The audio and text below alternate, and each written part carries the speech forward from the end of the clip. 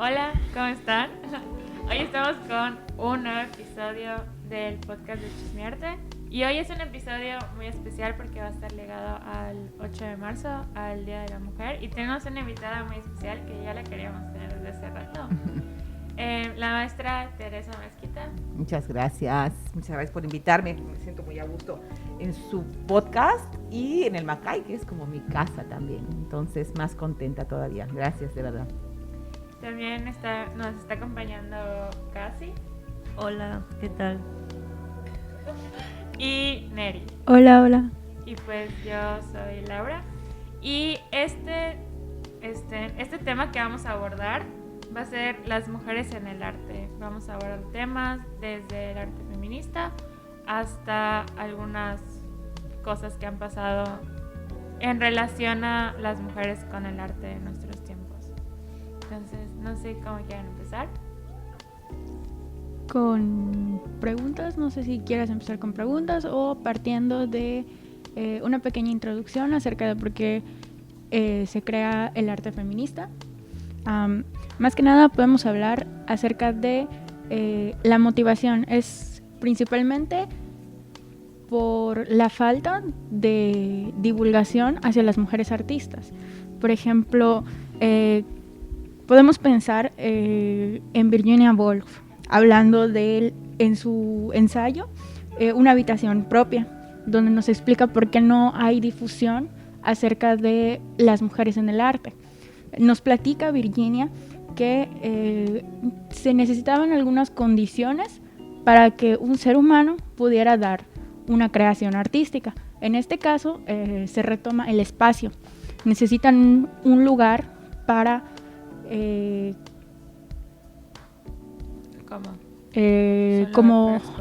no exponer, sino un lugar que tú sientas propio, en donde tengas la capacidad de estar ensimismado, digámoslo así, del resto del mundo, algo que tú sientas como tuyo.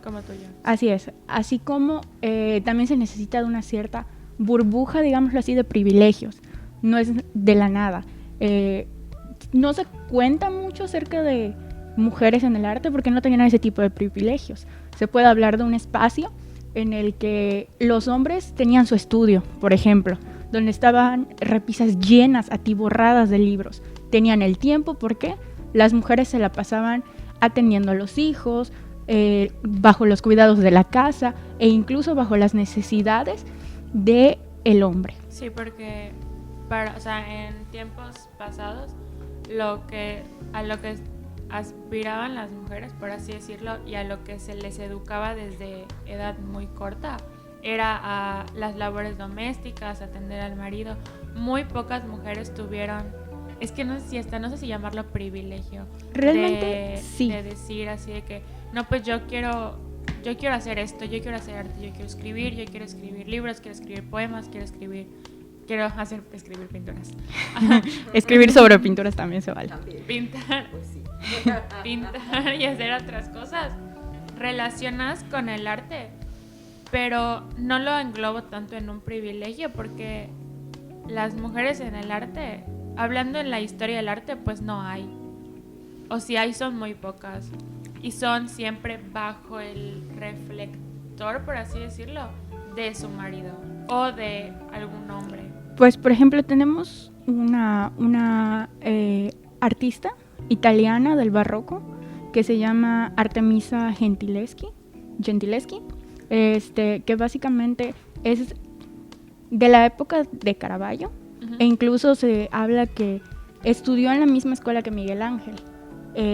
Buenísima, o sea, su papá era un pintor y decide que quiere que su hija siga sus pasos. Le contrata un maestro y resulta que el maestro la viola.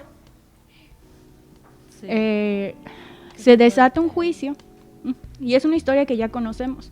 Nadie le cree, y si le creen, durante el juicio, al cual el susodicho Agostino Tassi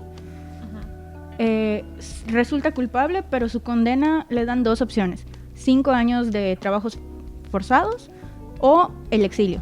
Y decide el exilio de Italia. Entonces, la manera de vengarse de Artemisa es pintarlo a él como Holofernes y ella como Judith decapitándolo. Sí, es un cuadro importante ese de la trayectoria de Artemisia, por supuesto. Bueno, pues me dirán por dónde empezamos esta charla, porque hay muchos caminos, ¿no? Por los cuales lo estuve yo pensando.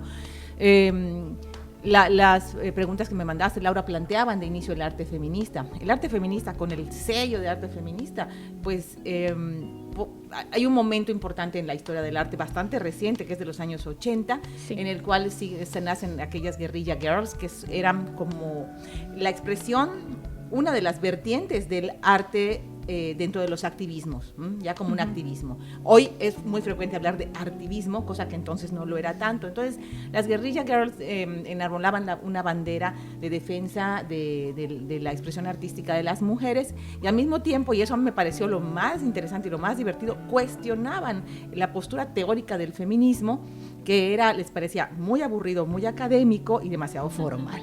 Entonces, eso a mí, ese tipo de grietas en las cuales buscas lo lúdico, a mí me parecen muy interesantes, porque siendo académica, que lo soy, siempre me gusta encontrar esa parte en la cual gozamos lo que hacemos y gozamos aprendiendo, no meternos en una realidad demasiado pasada de formal, ¿no? Entonces, bueno, como momento, ese es el que puede tener la etiqueta de arte feminista, ¿no? Sin embargo, arte realizado por mujeres, como tú mencionaste, Neri, hace un momento, pues sí se remonta a muchos años y siglos atrás.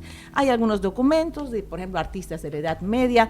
Está aquella frase muy famosa del chileno Eduardo Galeano, que cuando habla de la fundación de la belleza, se refiere al arte de la prehistoria, y después de decir que qué precioso es toda esa producción artística que hicieron aquellos, formula la pregunta, ¿o fueron ellas? ¿No? Sí, de una manera muy limpia, muy clara. Entonces nos deja, bueno, entonces, es eso, no hay ninguna certidumbre de que si fueron ellos o si fueron ellas, ¿no? Sí. Se predispone a que fueron ellos, pero ¿por qué lo predisponemos a que fueron ellos? Masculinos? De hecho, hay algunos artículos que están tratando de exponer que muy probablemente hayan sido mujeres las que realizaron las pinturas rupestres en la parte de España y Francia. Sí, porque además yo creo que las mujeres que por una naturaleza anatómica, de fuerza física, habían estado más controlando el entorno privado, ¿no? O sea, la casa, cuando ya hubo sedentarismo, los animales de granja, los cultivos, todo esto estaba en el entorno femenino, pues también el tipo de actividades y lo ritual, ¿no? También podían tener control de lo ritual, la fertilidad, todo esto estaba probablemente muy ligado. Pero eso ya son tiempos sumamente antiguos, ¿no? Yo creo que, no sé si hay estudios, no he tenido acceso a ellos, probablemente y sí los haya y yo no lo sé, de este trabajo de las mujeres en nuestras culturas prehispánicas. Eso es algo que creo que sería muy importante conocer e indagar, porque los estudios de lo femenino apenas están ahorita cobrando mucho auge y están en un entorno occidental, que es lo mismo. Claro. Al ser Latinoamérica, estamos todavía en una condición de minoría, ¿no? O sea, y de no mainstream, no lo dominante, ¿no? Para variar, ¿no? Entonces, pues es muy interesante, pero sí ha habido, por eso, arte desde entonces, ¿no? Ya mencionaste tú a las mujeres por ejemplo, en el Renacimiento está aquel personaje fantástico, Sofonisba Anguissola, y está Lavinia Fontana, pero en particular Sofonisba Anguissola es una artista que tiene una pincelada maravillosa de la calidad, por ejemplo, de un Tiziano o de un Tintoretto, ¿no? Y son de esa época de transición. Por ejemplo, me gustó traer unos libros para que les echemos ojo, y ahora se han estado dando espacio a esto, ¿no? Manuel Jesús Roldán escribe un libro que se llama Esto no estaba en mi libro de historia del arte. Es un libro de divulgación muy divertido, no es un libro teórico, es para que un fin de semana lo leas así como en la playa, ¿no? Entonces, bueno, son puros pequeños ensayos. Pero dedica el primero de sus capítulos a las mujeres, le llama a ellas, y ahí tiene estas occidentales, con excepción de algunas cuantas como Frida Kahlo, que obvio que Frida está en todo, y algunas como Lee Krasner, que pues es estadounidense, ¿no? Pero entre todas ellas... La esposa de Pollock. Sí, la esposa de Pollock. Entonces, por ejemplo, nos pone aquí a Sofonisba Anguissola y Lavinia Fontana, estas dos del Renacimiento que les comentaba yo, y entre las cuales, por ejemplo, principalmente esta Sofonisba Anguissola, que hace poco tuvo una exposición increíble. Se está ahora especulando que una pintura que se ha creído siempre que es del Greco puede ser de ella. Ah, sí, eso sí lo... De ella, por ejemplo. Sí, lo tenía aquí yo. Ay, qué padre. Sí, son estos personajes, ¿no? Y también que hubo el caso de Lavinia Fontana, y yo no sé si es esta Sofonisba, que es lo que quería ver, que claro, esas son ya las cuestiones personales, ¿no? En esta obra, por ejemplo, la partida de ajedrez, el hecho de poner el ajedrez no es casual, es donde empieza a hablarse de si es arte feminista o si es arte en el cual las mujeres están manifestando su intelectualidad. Al poner un ajedrez es un juego de la mente, ¿no? Es el deporte del intelecto. Entonces, hay un mensaje ahí que está ella al ponerse puras mujeres jugando ajedrez y no en la cocina, o ella autorretratándose con su piano, con su pincel, es el autorretrato de un artista. Artemisia Gentileschi, que mencionas tú, por ejemplo, su autorretrato, entonces está ella así con su pincel, pero aparte tiene el pelo revuelto, está así como en éxtasis, ¿no? Sí. Y eso es muy, muy revelador porque te habla de una pasión ya por la creación, ¿no? Y de una persona temperamental que tuvo que afrontar cosas horribles, como la que cuentas, pero que a pesar de todo trascendió. Y no me acuerdo quién, creo que es esta, precisamente Sofonisba, tuvo 11 hijos y su marido los cuidaba para que ella pudiera pintar. Wow. Pero no la dejaron firmar sus cuadros.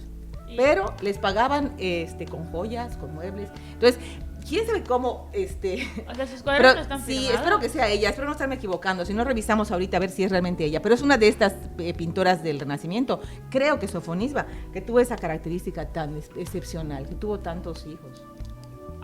Increíble. Y además, y eso así era entonces, no les dejaban firmar sus cuadros a las mujeres. Sí, de hecho, estábamos leyendo y es cosa que ya habíamos hablado, que Virginia Woolf, volviendo un poquito a ella, decía que la mayoría, si no es que todos los cuadros u obras de arte, no hablando solamente de pinturas, hablando de literatura, entre otras cosas, todos los anónimos son de mujeres. Sí, hay un montón de cuadros que son de mujeres, totalmente, sí, y textos, y fuentes.